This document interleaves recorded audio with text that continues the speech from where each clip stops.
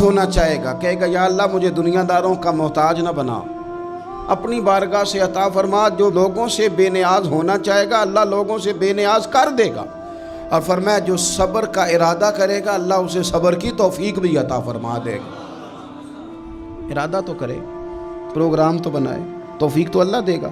जो सब्र का इरादा करेगा अल्लाह सब्र की तौफीक भी अता कर देगा।